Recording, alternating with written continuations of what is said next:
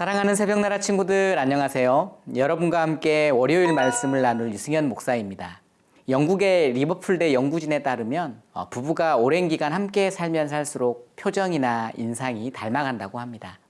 얼마나 자주 웃느냐 찡그리냐에 따라 특정 얼굴과 근육, 주름이 결정되는데 오래 살수록 부부의 감정 표현이 비슷해지고 또 근육과 주름의 움직임도 비슷해져서 표정이나 인상이 닮아간다는 거죠. 그렇다면 부모와 자녀는 어떨까요? 우리가 부전자전이라는 말을 들었을 텐데요. 이 말의 뜻은 아버지의 성품이나 행동, 습관 등을 우리 아들이 그대로 전해받는 모습을 가리키는 말이죠. 자식은 부모의 피를 받아 태어나므로 부모의 모습을 이어받는 것은 당연한 결과입니다. 이처럼 함께 한 가족으로 살아간다는 것은 서로 닮아간다는 것을 의미하죠. 주님과 날마다 동행하는 사람들도 마찬가지 아닐까요?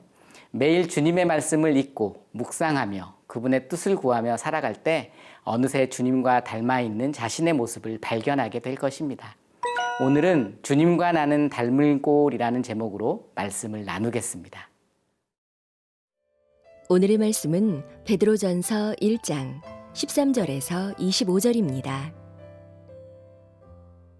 그러므로 여러분은 마음의 허리를 동이고 정신을 차려 예수 그리스도께서 나타나실 때 여러분에게 주실 은혜를 끝까지 바라보십시오.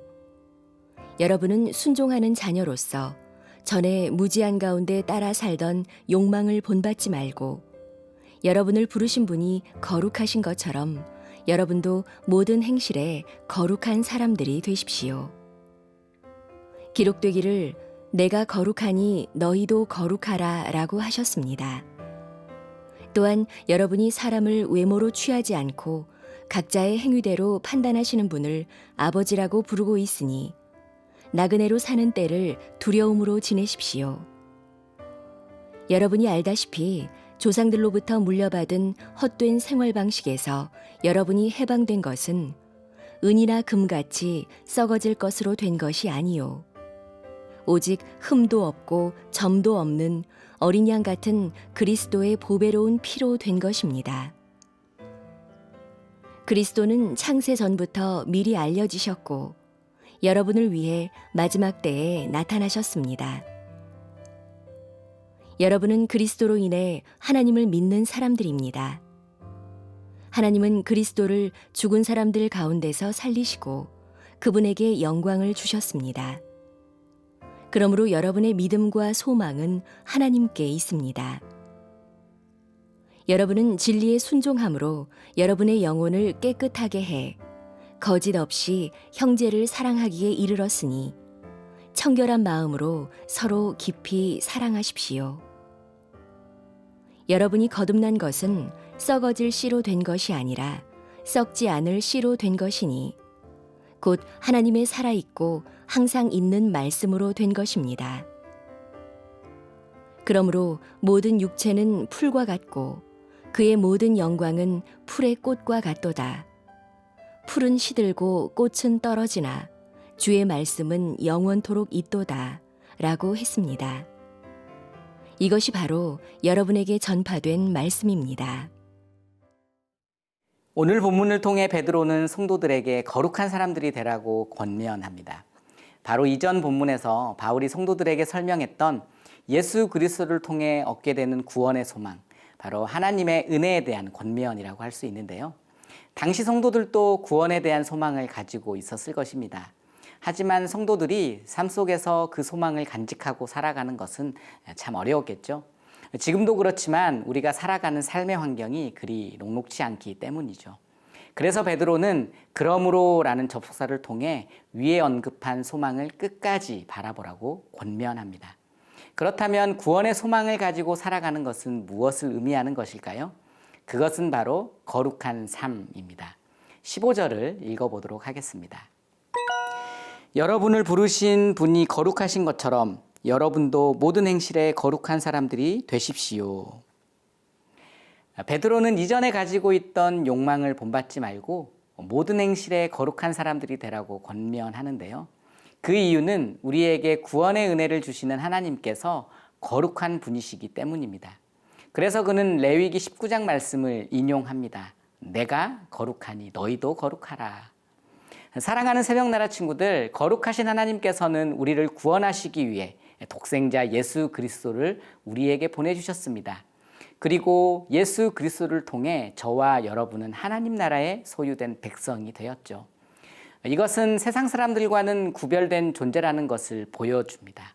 그런데 지금 우리의 모습은 어떤가요?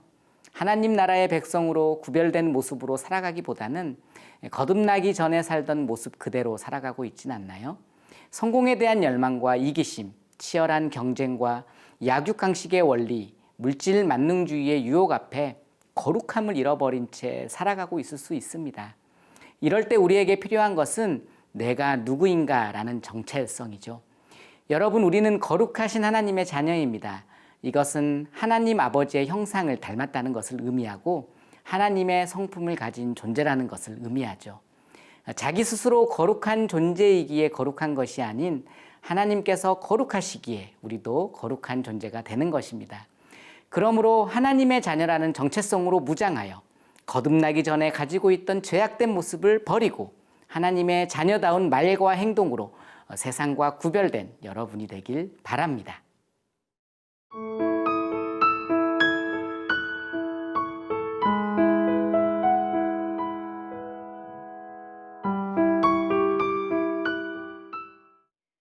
이어서 베드로는 성도들에게 두려운 마음을 가지라고 권면합니다. 17절 읽어보도록 하겠습니다. 또한 여러분이 사람을 외모로 취하지 않고 각자의 행위대로 판단하시는 분을 아버지라고 부르고 있으니 나그네로 사는 때를 두려움으로 지내십시오. 베드로는 인간의 실존을 집을 떠나 사는 나그네로 묘사하는데요. 나그네는 집으로부터 떠나 있는 사람을 의미하죠. 죄로 말미암아 하나님 아버지의 집에서 떠나 있는 상태인 바로 우리 인간의 모습을 나그네로 표현하고 있는 것이죠. 베드로는 나그네가 두려움을 가져야 하는 이유에 대해서도 설명하는데요. 그것은 하나님께서 각자의 행위에 따라 심판하시는 심판자이시기 때문입니다. 이것은 하나님을 무서워하며 살라는 의미는 아니에요. 모든 것이 하나님의 주권이 의해서 이루어진다는 것을 인정하고 오직 하나님께 우리의 시선과 소망을 두어야 함을 보여주고 있는 것입니다. 그래서 베드로는 하나님의 말씀에 순종함으로 거짓 없이 형제를 사랑하라고 권면하죠. 22절 읽어보도록 하겠습니다. 여러분은 진리에 순종함으로 여러분의 영혼을 깨끗하게 해 거짓 없이 형제를 사랑하기에 이르렀으니 청결한 마음으로 서로 깊이 사랑하십시오. 사랑하는 새벽나라 친구들, 하나님께서는 죄로 인해 영원히 죽을 수밖에 없는 나그네와 같은 인간을 구원해 주셨습니다. 그분은 그리스도의 보혈을 통해 긍휼을 베풀어 주신 사랑의 하나님이십니다. 여기에서 중요한 포인트는 이 모든 것이 전적으로 하나님께서 우리에게 주신 선물이라는 점입니다. 내가 얻고 싶다고 얻을 수 있는 것이 아니죠. 그러므로 우리가 우리를 구원해 주시는 하나님께 감사하는 것은 우리의 당연한 의무이자 결과입니다.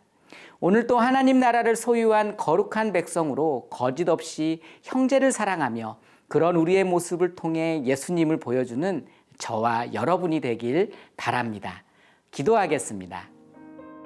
사랑의 하나님, 우리는 하나님의 형상대로 창조된 하나님의 자녀입니다. 우리가 하나님의 자녀로 선한 행실을 우리 이웃들에게 펼칠 수 있는 귀한 마음을 허락하여 주시옵소서. 감사드리며 예수님 이름으로 기도합니다. 아멘.